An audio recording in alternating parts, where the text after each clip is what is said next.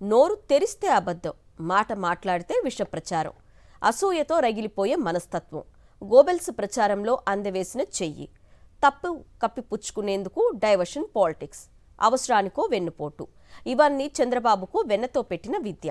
ఇన్నాళ్లు హామీల విషయంలో అబద్ధాలు ప్రచారం చేసిన చంద్రబాబు ఇప్పుడు వైఎస్ జగన్ పర్యటన విషయంలోనూ విషం కక్కుతున్నారు. ప్రజల్లో విషపు బీజాలు నాటే ప్రయత్నాలు చేస్తున్నారు. వైఎస్ఆర్సీపీ అధ్యక్షుడు మాజీ ముఖ్యమంత్రి వైఎస్ జగన్మోహన్ రెడ్డి పర్యటన అంటేనే చంద్రబాబు ప్రభుత్వానికి ముచ్చెమటలు పడుతున్నాయి. ప్రజల్లో ఆయనకు వస్తున్న ఆదరణను ఓర్వలేకపోతున్నారు కూటమి నేతలు. ఇచ్చిన హామీలు అమలు చేయలేక చేతులెత్తేసిన చంద్రబాబు సర్కార్ మళ్లీ ఎప్పటిలాగే డైవర్షన్ పాలిటిక్స్ కు తెరలేపింది.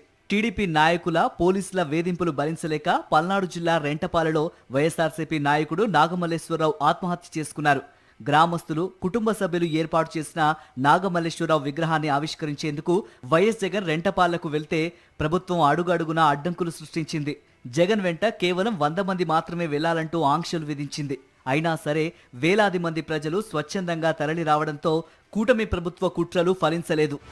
జగన్ పర్యటన సందర్భంగా ఓ ప్రైవేటు వాహనం ఢీకొని చెల్లి సింగయ్య అనే వైఎస్ఆర్సీపీ కార్యకర్త మృతి చెందారు.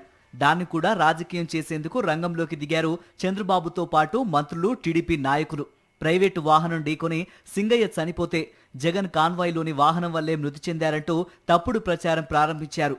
ప్రైవేటు వాహనం వల్లే సింగయ్య చనిపోయారని గుంటూరు ఎస్పీ ప్రకటించిన తర్వాత కూడా అదే తప్పుడు ప్రచారం చేస్తున్నారు చంద్రబాబు.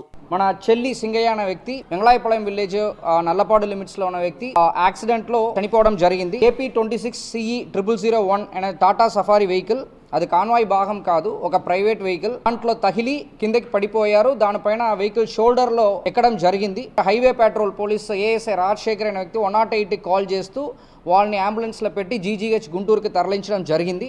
తీసుకుని వెళ్ళినప్పుడు వాళ్ళు బ్రాడ్ డెడ్ అని చెప్పడం జరిగింది. నేను ఎక్కడన్నా అబ్జెక్ట్ చేశారు? ఎవరన్నా పొమ్మంటున్నారు కదా. 10 కార్లకు పర్మిషన్ ఇచ్చి 5, 6కు 100 మందికి పర్మిషన్ ఇస్తే ఏం కావాలంటే మీకు? ఇరుకు సందుల్లో పోవడం, అక్కడ మీటింగ్లు పెట్టడం, స్టాంపేడ్లు కావడం, అక్కడి నుంచి ఇవన్నీ చేయడం, వైలెన్స్ క్రియేట్ చేయడం, ఎవరు నేర్పించారు మీకు ఇవన్నీ? వాస్తవానికి చంద్రబాబు గతంలో ముఖ్యమంత్రిగా, ప్రతిపక్ష నేతగా ఉన్న సమయంలో టీడీపీ నిర్వహించిన అనేక కార్యక్రమాల్లో అపశృతులు జరిగాయి.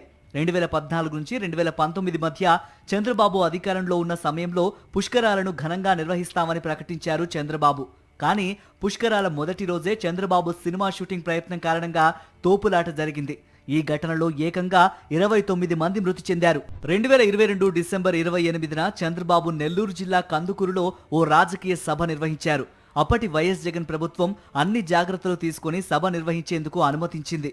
కానీ క్రౌడ్ మేనేజ్మెంట్ సరిగ్గా చేయని టీడీపీ నాయకత్వం కారణంగా సభా ప్రాంగణంలో తొక్కిసలాట జరిగింది. ఈ ఘటనలో 8 మంది మృత్యువాత పడ్డారు.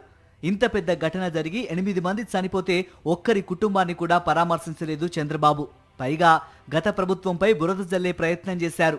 ఈ ఘటన జరిగిన 3 రోజుల వ్యవధిలోనే గుంటూరులో జనతా వస్త్రాలు, చంద్రన సంక్రాంతి కానుక పేరుతో ఒక కార్యక్రమం నిర్వహించారు. అక్కడ కూడా తొక్కిసలాట జరిగి 3 మహిళలు ప్రాణాలు కోల్పోయారు. ఎంతో మంది గాయాల పాలయ్యారు. ఈ 3 ఘటనల్లో ఇంతమంది చనిపోయినా కనీసం ఒక్కరి కుటుంబాన్ని కూడా పరామర్శించలేదు చంద్రబాబు.